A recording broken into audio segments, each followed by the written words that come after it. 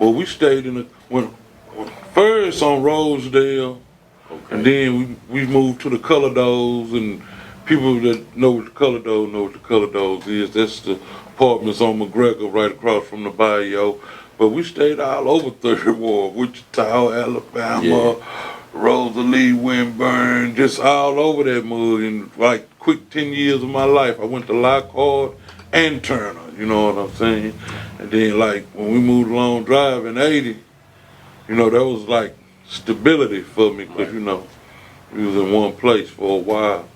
Okay, so what was the climate like in Third Ward before you moved to Long Drive? Like what was going on? I guess it's late 70s. Prostitutes. It was I was born in 70. Okay. So 70 to 80, you know what I'm saying? It was, oh man, it was hustlers, you know, prostitutes, you know, really the same shit going on now, except it wasn't no crack. I was just about to ask you that. This is the pre-crack era for somebody like me who wasn't around. I'd like to know a little bit like more like what that was like. You know what I'm saying? Well, you know, if it wasn't crack, then what was being sold? It was just, well, see, my family was hustlers, but I was a little kid. I really didn't know what my grandmother and my grandpa, you know, what it really was doing, you know. I just know we ain't want for nothing, you know what I'm saying, even though we was in Third Ward.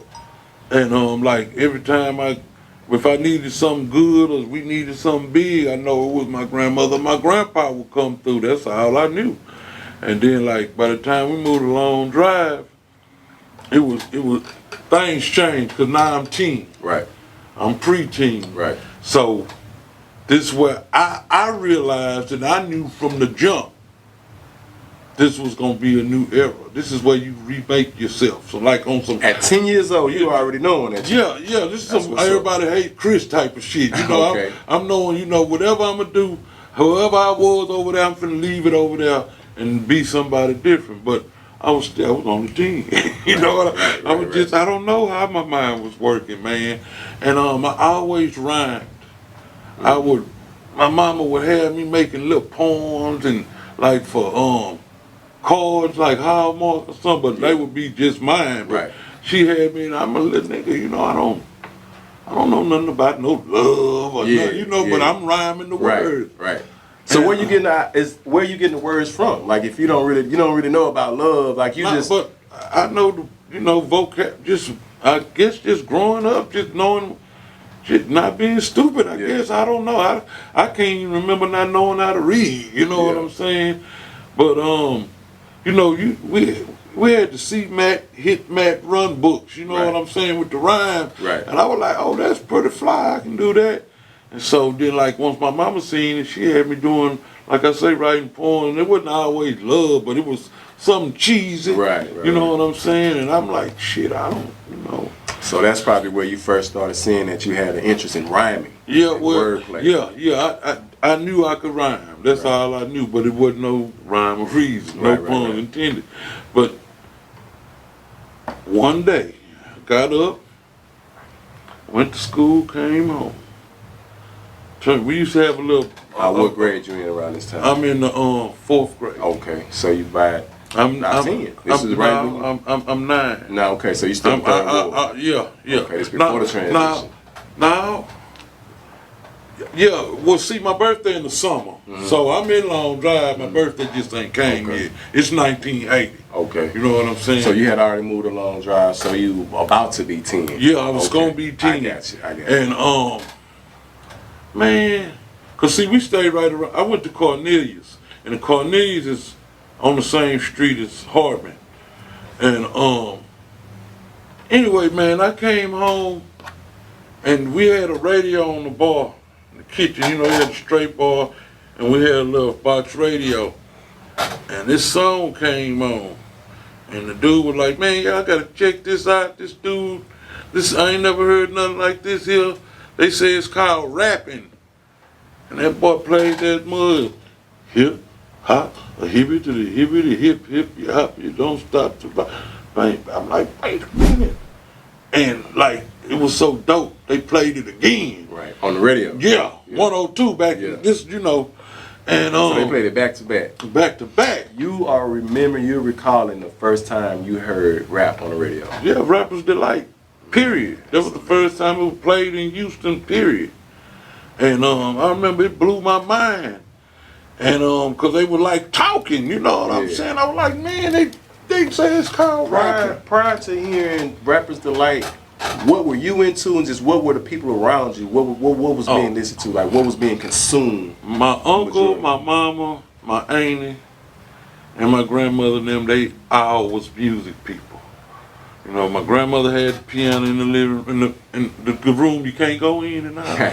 She had that in there, and we played on that. But they bought records. You got to realize, I'm a kid. You know, this the '80s now, but it's the '70s really. You know what I'm saying? So, you know, I don't know what kind of drugs they was on or anything or nothing like that, but it was the music. They was on that funk. They was on. You know, they stayed jamming, you know, like, so when rap hit and people were sampling songs, I always knew where the song came from, because my family and them bought records. They had the room with the net, with the fish net on the ceiling with albums in the top of it and stuff like that. And straight 70s shit, you know what I'm saying? And like, so we talking about like Motown and whoever was jamming, and you know, late 70s, early 80s, it wasn't just R&B, you know, it was that disco, hip hop. It was, the music was funny. It was kind of transformed. It was transformed. It was techno, but it was still rhythmy, and it, you know, it was disco kind of not. And so it was right there. And so to hear that Rapper's Delight, that blew my mind. And like a bell went off. I was like, oh, that's why I can rhyme. That's why I can rhyme, because I can do what he doing. And then, like, I found out it was 3 of them. I was like, man, there's 3 of them. Yeah. You know, everybody thought it was one dude. But, and, so what? How did you find out? Was the video also being played? Nah, wasn't no video. So how they tell you, you know, it's 3 of them, but then, like, after you hear the song, because they play, that shit was heavy rotation. Yeah. That was the first hit I knew of ever in my life. Because it was heavy rotation. It was some new shit. Right. You know, it was just in New York, but they put it out to the world, and it was wow, you know. So after 3rd or 4th time you hear it, oh, he say his name, Wonder Mike. And then, oh, this was Master G, you know. Then you say, oh, yeah, it's 3 of them. That was the first song. I wrote down every lyric of that mug. Everybody that was around when that song came out wrote that song.